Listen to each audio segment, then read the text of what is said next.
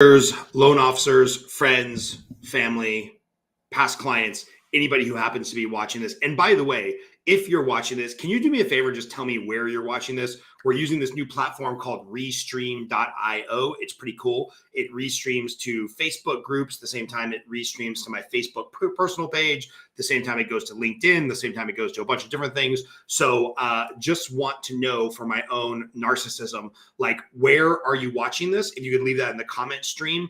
And then also, like, how did you find this? Are you in the On the Edge podcast group? Are you watching this on LinkedIn? Are you in one of our coaching groups? Are you a realtor that's seen this on my main page? So anyway, recession. That is the thing that everybody is talking about, right? We're going to start hearing this a lot more. And I think it's important to understand, how does recession relate to GDP? How does that relate to what's going on in the economy? What's the silver lining of actually being in a recession right now? And then what does this mean for loan officers, real estate professionals, people that are buying a house? So I think the first thing we got to do is define a recession. And I'm pulling this straight from Wikipedia and Investopedia.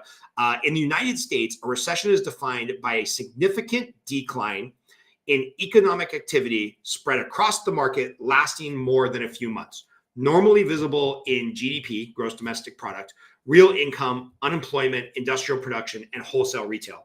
Now, there's this government entity, and again, I'm pulling this straight from Facebook. Straight from Wikipedia. There's this government entity called the National Bureau of Economic Research, which goes on to say that a significant decline in economic activity spread across the economy, lasting more than 2 quarters, normally visible in real GDP, real income, blah, blah, blah, blah, blah, blah, blah, is normally defined as a recession, right? So we think about this number GDP, and even if this is kind of like nebulous, what does GDP mean? We know if it goes positive, things are going well in the economy. If it goes negative, things are not going so well, right?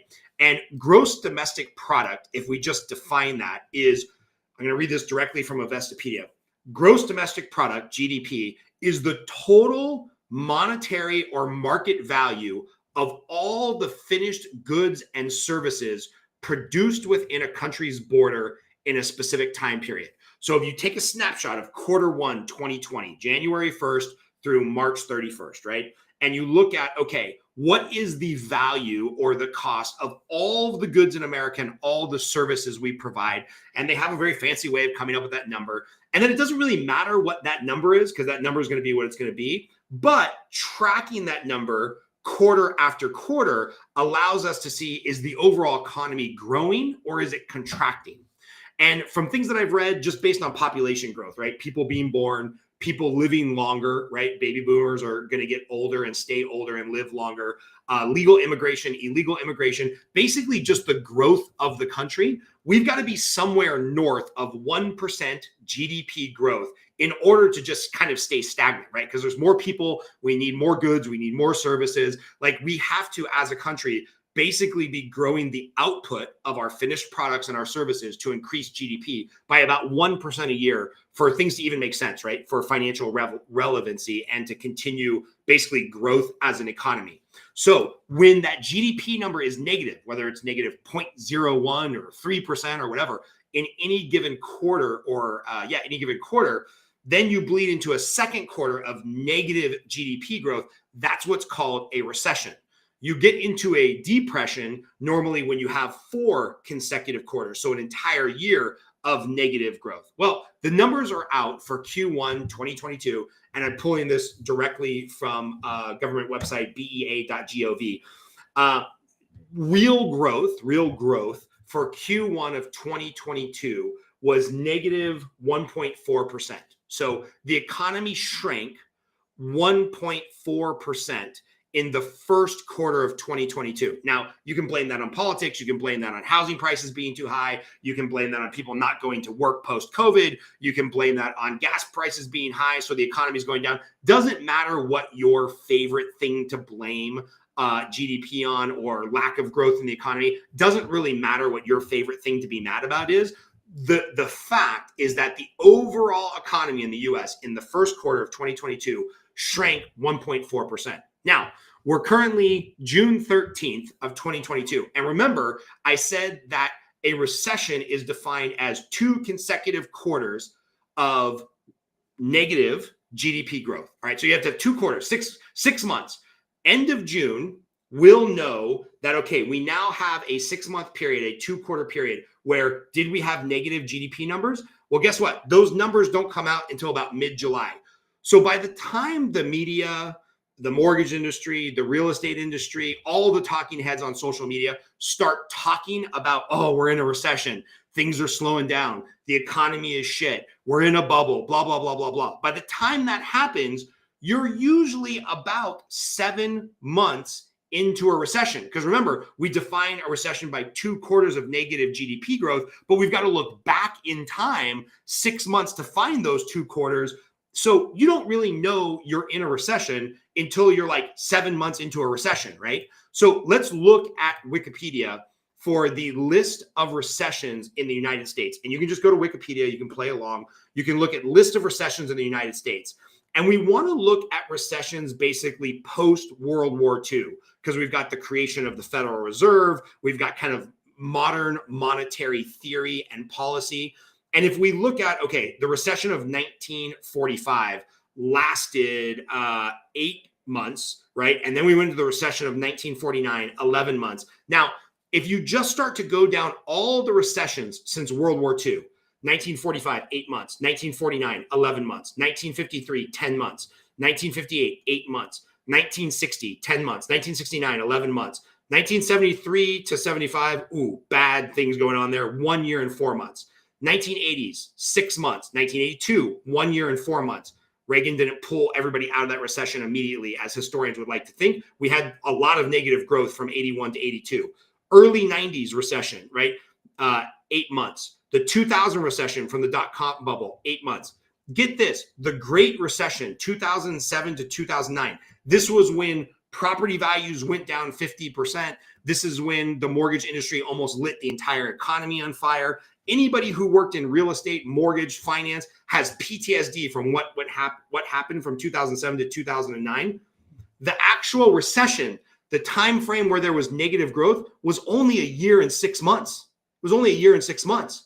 And then the most recent February 2020 recession was about 2 months, and that was COVID induced, right? Because we basically put everybody into a recession, didn't let them go to work. So what I'm saying here is if we go back to, post Great Depression, post World War II, your average recession lasts about 10 and a half months. But remember, by the time you know you're in a recession, you're already 6.5 or 7 months through the worst of it, right? So if the average recession is 10 months, we don't even hear about it until month 6 or 7. We've really only got 3 or 4 months of kind of like negative growth or getting through the other side of the tunnel or whacking through the weeds, however you want to come up with this analogy. We've only got a few other months of where things are bad, right? But this is where the media comes in. And if it bleeds, it leads, right? If it's negativity, I don't care if you're a disciple of MSNBC and CNN, or if you're on the right and you only watch Fox News, or you try to get your news from blogs and Al Jazeera and BBC.world. I don't care. All news articles are in the business of selling ads. They've got it, or all news sources, are in the business of selling ads. They've got to get your attention. So if it bleeds, it leads. So guess what's going to happen from, let's say mid-July until the presidential election. Or the midterm election. Sorry, president's not for another 2.5 years, thank God. Until the midterm election. We're going to have 3 or 4 months of negativity. We're in a recession. Things are going down. Crypto's crashing, which I don't know why people care, because most people don't own crypto. The stock market is crashing. I don't know why most people care, because a lot of people are either not in the stock market or they're super long-term investors, right? It's going to be all about negative GDP. Unless you've just watched this video, most Americans can't even define what the fuck GDP is, right? So my point is that if we're in a recession, and it's about 99% we're in a recession, because we already know Q1 was negative growth, Q2 ain't looking much better. And we're probably going to find out about mid-July of oh, hey, surprise, we're in a recession. Not really that big of a surprise for anybody who's paying attention, because we're kind of looking at the numbers and we're like, as soon as we have the last 2 quarters of negative growth, we're going to realize we're in a recession. But again, going back to what's happened historically, we've only got if trends continue and the average recession lasts about 10 months, we've only got about 4 or 5 months of negative growth, which might mean high oil prices, might be high interest rates, there's a lot of correlated things and causation things that happen when you have a bad economy and GDP's down. I'm not saying it's going to be easy. I'm not saying we can't be sympathetic of the fact that a lot of people are suffering because of higher prices on inflation. And over the next 3 to 6 months, people might lose jobs because businesses are going to contract. That's all going to happen. But this idea that all of a sudden property values are going to crash 50%, right? Or the stock market's going to go to zero. Like, could everything go into a correction mode? And 4 months from now, you can get stuff 5, 10, 15, 20, 30% cheaper. We're seeing that in some tech stocks right now, right? We're in a negative GDP economy where overall growth is shrinking. Fewer people are probably going to buy Teslas, right? Fewer people are probably going to invest in the brand new iPhone. So we're seeing especially tech companies take a big step back, which, that will lead the stock market, which a lot of people don't even own stocks, but it'll cause the nightly news every night to talk about how stocks are going down. So I just want you all to have perspective. And again, if you're watching this, if you could leave a comment, please, on anything that I've talked about that's valuable, any insight you have into the economy, or at least tell me where you're watching this. Because again, we're using this Restream platform and I'm not quite sure where this is going or where people are watching, but just have some perspective, right? If you're a loan officer, stay calm. Yes, rates are through the roof since December, and they're kind of holding right now around their historical averages. If you're a realtor and you need to be working with a loan officer, introduce me. Like, I'm not perfect. We don't have the best customer service or the best rates, but I can tell you our team can have conversations with your clients like this to keep them calm, to be like, hey, it's not about timing the real estate market, right? It's about time in the real estate market. So don't wait to buy real estate because you think you're going to time it and you're going to catch the bottom of a market and blah, blah, blah, blah, blah. No. It's not about waiting to buy real estate. It's about buying real estate and then waiting. If there's a payment you can afford, especially since at some point in the next year to 5 years, there's going to be a refinance opportunity because rates will drop again. These things are all cyclical. If you're a realtor, just keep your clients calm, right? Let them know right now, if you're out shopping for a house and it's going to take you a few months to get them into a property and get an offer accepted because there's still too many buyers for the number of houses out there, let them know now. Share this video on your social media and say, hey, look, it's going to be nonstop recession coverage come 60 days from now. Or 30 days from now, the middle of July, right? The Republicans are going to want to use the talk of recession to try to sweep the midterms. The Democrats are going to want to talk about recession and blame it on the previous president, or they might want to do some financial tinkering, whether it's more stimulus or more quantitative easing. We'll do another video on that some other day. There's going to be a lot of shenanigans going on with how the information is presented.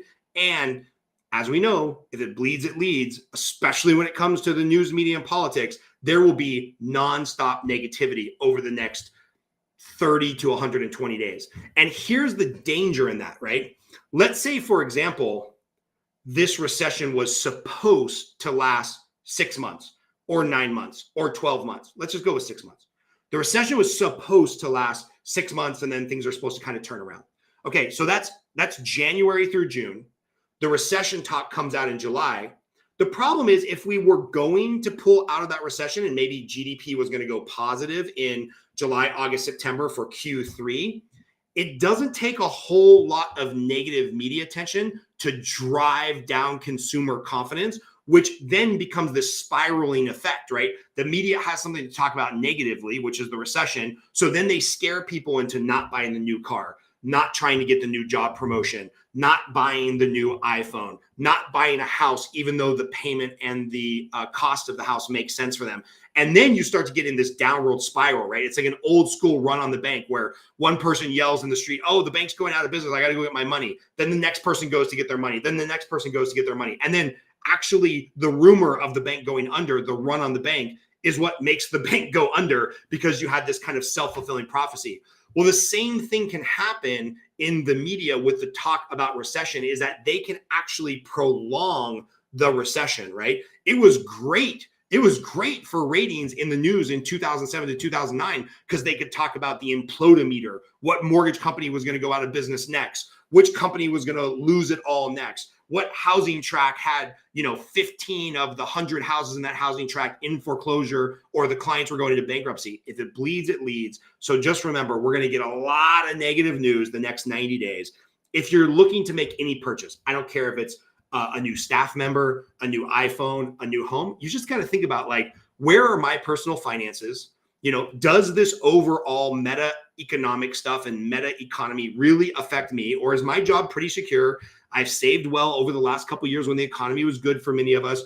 Or I've depleted my savings over the last couple of years because the COVID economy wasn't particularly good for me. And I need to tighten my belt a little bit and not make that purchase. But so many of these things are just individual for you. Or if you're a realtor and you're working with a client, it's individual to their scenario. Can they afford it? Is it a payment they can afford? We all need a house to live in. Rent's not getting any cheaper because we know inflation is real and is here to stay. Janet Yellen and the Federal Reserve are finally admitting that. So it's like, there's some good reasons to be buying right now. There's also some good reasons to be a little fearful, but I'm telling you that fear is going to be amplified over the next 60 days, 30 days, as it comes out in the news that, officially we are in a recession, because we can look back 60 days, look back 6 months to prove that we're in a recession. But the good news is, just look at the Wikipedia link, man. Like, the average recession lasts about 10 months, which means we're already on our way out of the woods and in the clearing. So anyhow, if you watch this far, I really appreciate you.